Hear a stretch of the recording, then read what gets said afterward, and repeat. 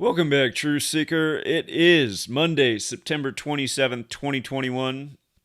It's that special day, the day leaving 95 days left in the year, the day that Rome recognized the Jesuits to counter the 95 Theses, and I am just about finished writing my short little latest book, Illuminati Confirmed the Jesuit Order. And what I need is another person to make another great cover. For my last book, Number Games 9/11 to Coronavirus, I put out an experimental cover, and somebody took that and made it better, and it ended up being this. And if you do want to enter the contest, please, front cover, and then design the spine, and also just on the back, just leave it blank, but that's the way you should design a book cover so that it wraps all the way around. And it's a 6-inch by 9-inch book.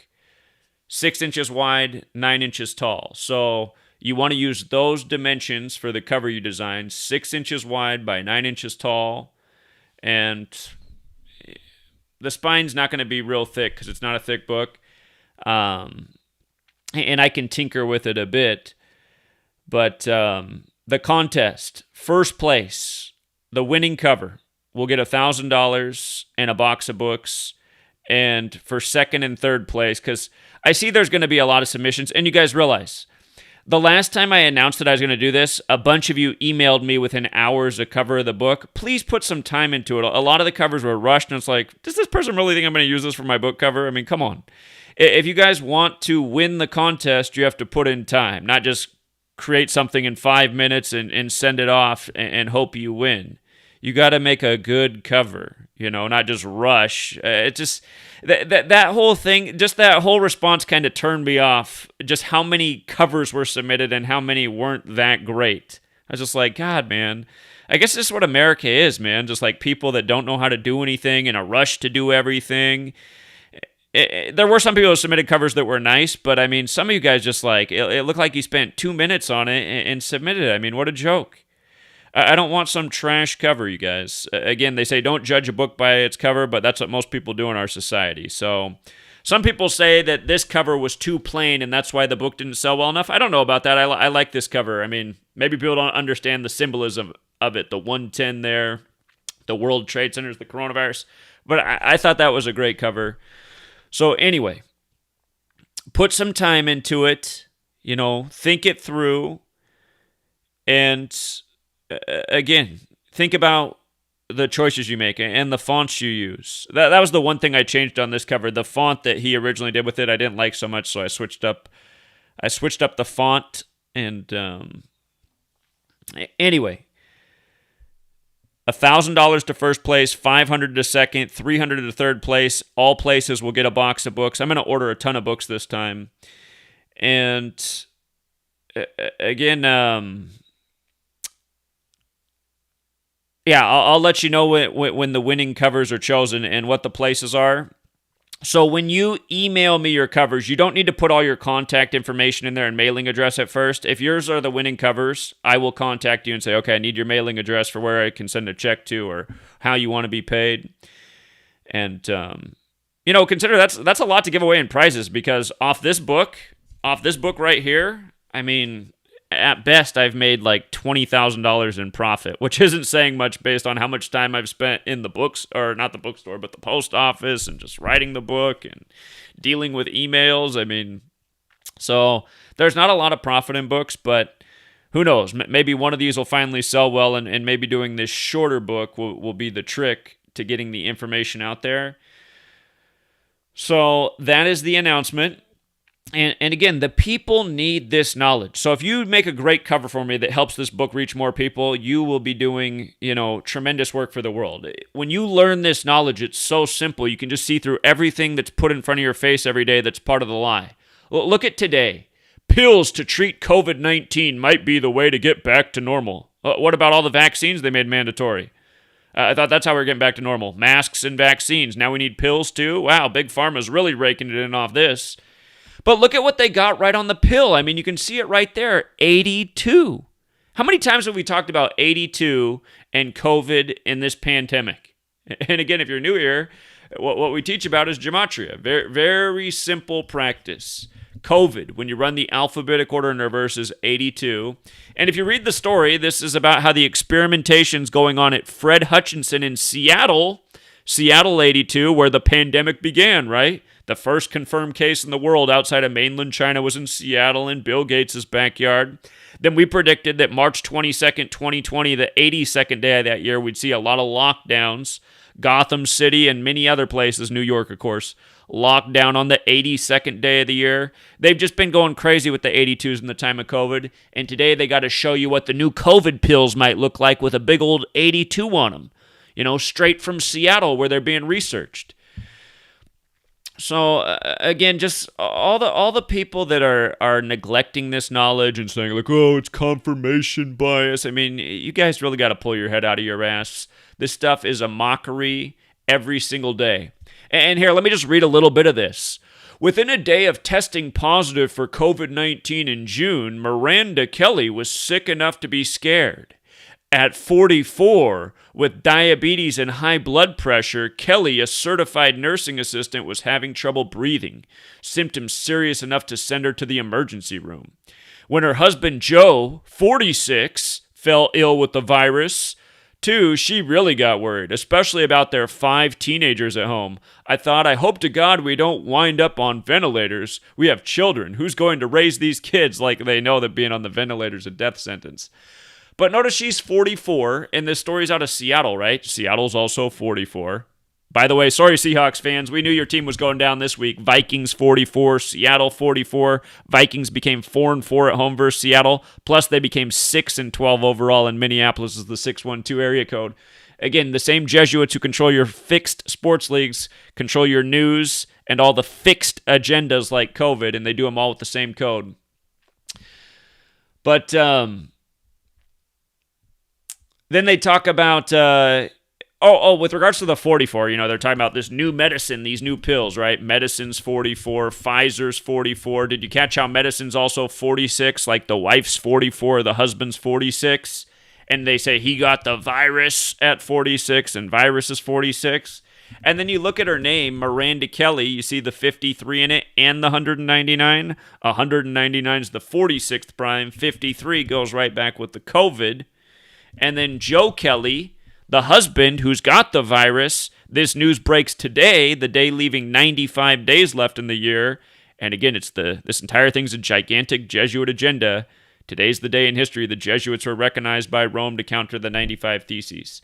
The 125 matters as well, because remember the first confirmed case was January 21st in Seattle. 32 like the number of rays on the Jesuit logo.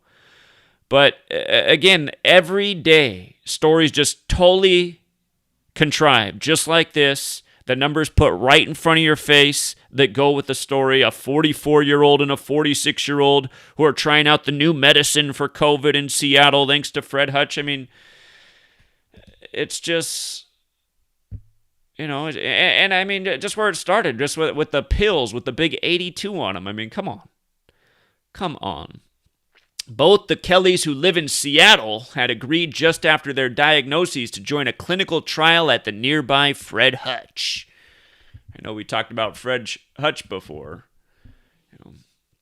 Fred Hutch got the 42 in it. Washington's the 42nd state, Jesuit 42. Remember, Bill Gates, Mr. 42's up there. Vaccine 42. Don't ever forget, Bill Gates' first birthday was Jonas Salk's 42nd birthday. October 28th, 56, the same day Elvis got the vaccine on live TV, exactly 42 weeks after his birthday, years before he'd go on to die at age 42. And at least reportedly. But yeah, I'm almost done with this short little book. It's hard to write because there's so much information that I want to put in, and it's like, okay, I'm not going to keep it short if I put that in there and this, but anyway, I'm just about finished. I will announce it. I imagine by the time we have the winning book cover in, I might just say the book's finished when I finally see the cover that I know's the winner. So, again, the email to submit the book covers, if I didn't say so already, IlluminatiConfirmedBOOK@gmail.com. IlluminatiConfirmedBOOK@gmail.com. I'll make it the top pin post too, so you can just copy and paste it.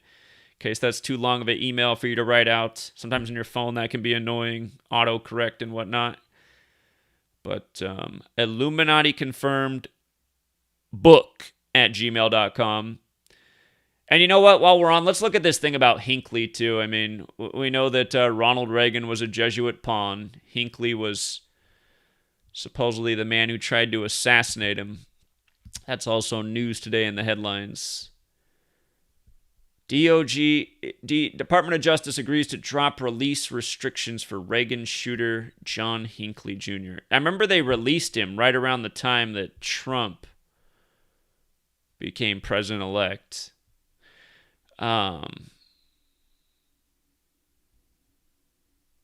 What day was it? March 31st, 81? Is that the day it happened? Go back and look.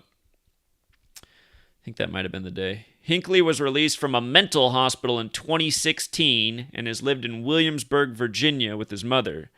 The deal would grant him unconditional release without restrictions on his movements of internet activity and would go into effect in June. So, people still locked in cages for dealing weed in 1981. This guy tried to assassinate a president. He's out with just like no restrictions. It's because the whole thing's a load of bullshit, I guarantee you. But here, let's go back and look at the I think it was March 31st. Ronald Reagan assassination attempt. Oh, it was March 30th, actually. I take it back. March 30th, 81. You know why I was thinking March 31st? It's because this day, 3 plus 30 plus 19 plus 81 equals 133. And remember, President is 133, White House is 133, government's 133. The first time Donald Trump was on the debate stage in 2015 for the Republican nomination, what Fox News put up was Donald Trump, 133rd richest man in the world, according to Forbes. And we said that day, we said, are we looking at The Apprentice as the next president? And then it was like a few weeks later, Fox News made a big deal about Donald Trump's 133rd guest appearance all time on Fox News. Again, Donald Trump, Jesuit pawn, just like Biden. And let's see. Yeah, so that was a fitting date for a presidential assassination attempt. March 30th, 81. Was there anything else about that date?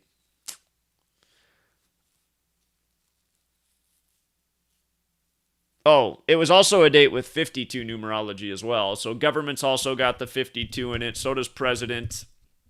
So does White House. So, I mean, it was a perfect day for a presidential assassination. It had 133 and 52 numerology. There was more to it. I haven't looked into that assassination attempt for years. I used to have a longer video on it where I showed the footage. But, yeah, just the fact that's in the news today tells you all you need to know. Jesuits, no doubt about it. And don't forget what day Ronald Reagan died. June 5th, same day RFK was shot in history. But Ronald Reagan, 56. Society of Jesus, 56. Washington, D.C., 56. You know what I mean? Reagan dead on 5/6. June 5th, 2004. And then his wife's death was perfectly synced up with his death. And I'm trying to remember what else. Oh, just remember what they did last year on June 5th in Washington, D.C. They painted Black Lives Matter on the streets, another big Jesuit operation. The Jesuits are the divide and conquer gang. That's what politics is. It's pretty much everything in the news is. But here, we can look a little bit more at this. Let's see, is there a birthday for John Hinckley Jr.? John Hinckley, May 29th, born on the 149th day of the year, the 35th prime, big Catholic number. The Jesuits serve the Catholic Church. He's 66 right now. Yeah, let's just see. May 29th, 2021 to today.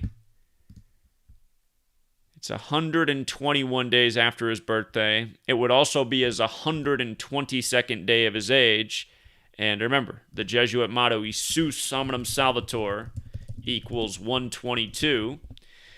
And Pope Francis equals 122, the first publicly Jesuit pope. Isus Hominum Salvator, also 266. Like Pope Francis is the 266th pope, the first Jesuit.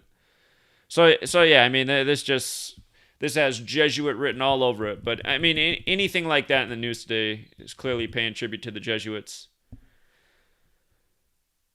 His full name, 103 113. That's perfect because Jesuits got the 103. Scottish has the 113. The Scottish Rite of Freemasonry, the Jesuits, the Cabal in D.C. His name's also got the 320 in it, like Roman Catholic Church. Remember all the stuff they did with 320 with the George Floyd thing? Pulled out of a Mercedes-Benz ML 320 and then supposedly killed in front of police cruiser 320. Some other stuff I forget. But, yeah, it's every day it's news by the numbers, Jesuit ritual. So we'll see what else they got in store for us today. Guys got a lot of clocks in the background. I'm sure that's symbolic. You can see one. There's one just over his shoulder. Two. Another one over his shoulder over here. Three. Four. Four clocks in the background. What's that about? Four is associated with time. Rituals in time. Four associated with death. Would-be assassin. Posted at 38 minutes after the hour like DC on the 38th parallel. Hold on. Let me see if I can pull up the footage of the assassination. Let's see if they still have that on YouTube. They used to. Ronald Reagan assassination attempt. Yeah, they still do have it on here. C-SPAN's video of it is 5 minutes and 6 seconds long. Isn't that funny? Let's watch the 5 minute 6 second C-SPAN. Look at this. Well, on the thumbnail it's 5:06, but then when you watch the actual video it's 5:05. You know how YouTube does that. The thumbnail is 5:06. Hold on. Let's watch it here. Let's see their coverage of this event. On March 30th, 1981, a would-be assassin fired 6 shots at President Ronald Reagan outside the Washington Hilton Hotel, 2 miles from the White House. Washington Post reporter Del Wilbur, author of Rawhide Down, The Near Assassination of Ronald Reagan, met us on the sidewalk where the shooting took place to tell his story of that day. She shoots 6 shots. The first one hits Jim Brady, the press secretary, in the head. He falls down. The second one hits Tom Delahanty, who's a D.C. police officer, who had turned around to check on the president's progress. He gets hit in the back, falls down, screams, "I'm hit!" Hits the ground. Now the path of the president is clear. It's wide open. Hinckley has an effective range of 20 to 30 feet. He's done target practice. He can hit stationary targets 20 to 30 feet. Jerry Parr, the lead Secret Service agent, Reagan's lead Secret Service agent, meanwhile, in 4/10 of a second, I've tried to time it, it's very difficult, but in about 4/10 of a second, has grabbed the President of the United States the moment he hears the gunfire. Thrusts him behind Tim McCarthy, who is now another Secret Service agent, who swiveled his body, takes a bullet in the chest. The first bullet hits Brady, the second one hits Delahanty, the third one flies over Reagan's head and lodges in a window of that building across the street. They actually recover it. There's a kind of a cool photo of the little bullet hole in one of those lobby windows. The fourth one hits McCarthy, who's turned like this to take the bullet. He's not wearing a bulletproof vest. Hits him right in the chest, bends him around. Just as they're behind them. Jerry Parr credits Tim McCarthy with helping save the president's life at that moment. The next bullet hits the window of the armored limo window, so the bulletproof window, just as you can see the president flashing behind it with Jerry Parr pushing him in the limousine. And the sixth one cracks across the parking lot. No one knows where that one went at that moment. Then Jerry Parr gets him in the limo, someone slams the door shut, and so they drive away and they head straight out this way towards Connecticut Avenue at that moment. What they didn't know at the time was Hinckley's final shot, the sixth one, had ricocheted off the back quarter panel of the limousine. Actually, they recovered the black paint and matched it to the limousine off the bullet that was later removed from the president. And as Reagan's diving, it hits him right here on this side, right around here, and lodges an inch from his heart. We're going to get in a taxi and follow the ride of the limousine, and do you think this is roughly the way it was parked? This was roughly pretty close. It was this direction, like this, out there towards T Street. So Jerry Parr, the agent, looks out the window and sees there's a pockmark on that door, in that window, where the bullet has, your window. And he also notices the three guys down the sidewalk as they pull away. He goes, nah, this is bad, this windshield. He props Reagan up in the seat you're in, props him up, kind of like this. Reagan's kind of like this, like a tired basketball player. And he runs his body inside his coat, and his hands through his hair to check see if there's any blood. And there's no blood, so he feels pretty good. And he tells the driver to tell on his radio, because Jerry Parr has lost his radio. It bust off from his sleeve mic in the melee, and he lost his transponder. And so he can't use his radio to tell everyone what they're doing. So he tells Drew and Rue to use the microphone here to radio down to headquarters that they're heading back to the White House. Actually, they use the code word Crown. And he takes the radio from Drew and Rue and says, Rawhide is okay. Rawhide is okay. Rawhide is Ronald Reagan's code name. That's where I got the title of the book from.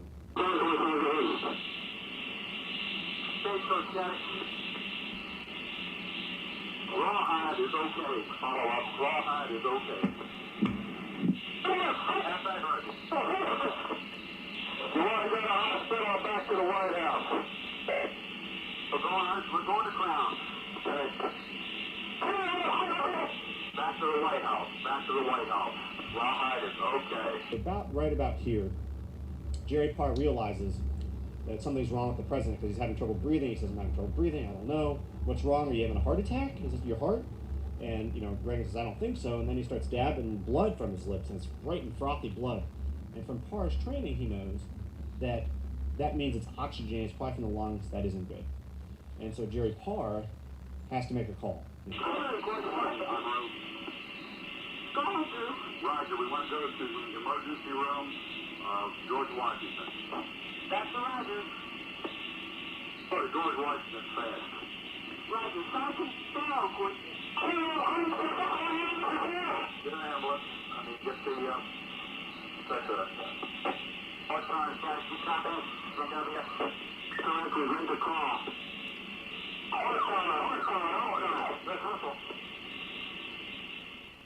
Because he can't say on the radio, Reagan's hurt. They don't use Reagan's name.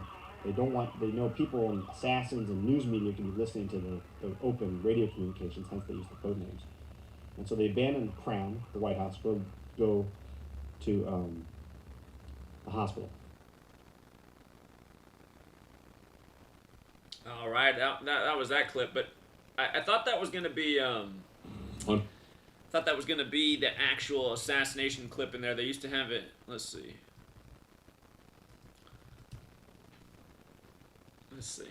Maybe right here. March 30th, 1981. John Hinckley was a 25-year-old with romantic delusions, convinced that actress Jodie Foster would be impressed if he killed the president. Outside the Hilton Hotel in Washington, D.C., Hinckley caught up with his target. And I don't think there was a better demonstration of how that training worked than the assassination attempt against President Reagan. Jerry Parr and Ray Shattuck, as soon as that first shot goes off, they grab the president and they throw him into the car. Agent Tim McCarthy shielded Reagan with his body, taking a bullet in the process. Within moments, the limo sped away from a scene of chaos. Hinckley was buried under a mountain of Secret Service agents. Agent McCarthy, Press Secretary James Brady, and D.C. policeman Thomas Delahanty lay on the sidewalk, severely injured. All three survived, but Brady had permanent brain damage. The old saying that, Secret Service agent will take a bullet for the president. If you look at the Reagan assassination, Tim McCarthy did do that, but he was trained to do that as well. And his heroic actions demonstrate that. Although the agents around the president reacted heroically, many mistakes had been made. The Secret Service relies on a perimeter system of protection. The outer is a preliminary check by local police. The middle has Secret Service agents searching for weapons. And then there's the inner perimeter, and that's the final defense. It's the agents around the president. Hinckley had penetrated 2 of the perimeters and fired at least 5 shots at point-blank range. The Secret Service had been trying for years to get metal detectors to screen for weapons. They got authorization days later. The perimeters were tightened, and the idea of an open arrival and departure ended after the attempt against President Reagan. Okay, so the other thing I should remind is just March 30th, right? 3 plus 30, 33. Don't forget Reagan was the 33rd governor of California, and he came from Hollywood, which is 33 land. And so is D.C., right? Masonry's 33, secrecy 33, order 33, federal 33, false flag 33. I know Brady, for the rest of his life in front of the cameras, was in a wheelchair, supposedly because of the shooting, but that doesn't mean anything. He died suspiciously by the numbers some years back. Is it Jim Brady? And look at what day he died, you guys. He died on August 4th, right? We're saying the whole thing's a Jesuit ritual. Dies on August 4th of all days, on Obama's birthday while Obama was still in office. Jesuit 84, you know what I mean? Who can forget the Beirut explosion of August 4th, 2020 on Barack's birthday, when the last time we heard about a Beirut explosion, it was the Beirut barracks explosion, not far off from Barack. But again, all this stuff is Jesuit theater. I didn't see any evidence anywhere there that anyone was really shot. There wasn't any blood anywhere. Zero blood. Brady's head's wrapped in a towel. Okay. I guess that stopped him from dying after getting shot in the head. But, yeah, it's just, it's all Jesuit ritual. And that's why today you're reading about this. So, you know, it's all Hollywood. They had an actor in there as president, and that's why Donald Trump, another actor who ran on the same thing as Reagan, Make America Great, Make America Great Again. But yeah, it's the Jesuit order, you guys. All day, every day. So hopefully this third book's the charm. Nice, short, right to the point, undeniable. And pretty soon with the cover. So again, if you guys want to participate in the contest, design a nice cover. Don't rush. Don't do something and spend 10, 15 minutes on it. You're not going to win. I'm going to look at that and be like, that took 10 minutes to make. No, thank you. You know, it should look like it was well thought out. It was well designed, you know. It was very clever. And realize there's going to be people in this contest who are, this is what they do for a living. So, you know, if you want to compete with them, you're going to have to do a good job. If you're just going to put in 5, 10, 15 minutes, don't even bother. So, again, I don't want to be flooded with, because it already happened. I announced that I was going to do this like a month ago, and I just got flooded with emails, people submitting covers, and just a lot of them were like an insult to me. I was like, come on, man. I can tell you rush this out. I can make a better cover than this if I just put 10 minutes into it. Come on. So, again, you guys, act like you care, not like you're praying that you're going to be the winner and just get $10,000 and put no effort, or not $10,000, but $1,000 and put no effort in. I mean, it's just a bad look. It just reminds me of why I don't really... You guys, you have to understand, I'm someone who doesn't like people a lot. And the reason I don't like people is because I've just seen my whole life people are like inept, dumb, easily taken, incompetent. Don't present yourself to me in that way. I won't like you. I'll think like, oh God, here's another lazy bum. What's he even doing in my community? You know? So... anyhow, we'll leave it there. First, second, third place, all going to get covers. And if we have some, I still haven't found out, but I'll find out, like if I do a mass printing of a certain cover, if I can do a mass printing with another cover and still get the bulk discount. If not, something I might end up doing too is like if somebody designs an awesome cover and there's another one that I really like, maybe I'll turn that into the back cover somehow, something like that. So when you do submit the cover, again, make sure your dimensions are for a 9-inch by 6-inch book. The 9 inches the height, right? 6 inches the width. That's exactly what this is. 9-inch by 6-inch. There's somebody calling over and over and over and over and over. I wasn't going to take any calls, but let's see if it's important. 785. Hello? Person calling over and over and over. Now you're on the phone. Do you want to say something? Okay. Talk about weirdo, right? Just that person's called like literally 100 times during this live stream, and then you pick up the phone and they don't even say anything. But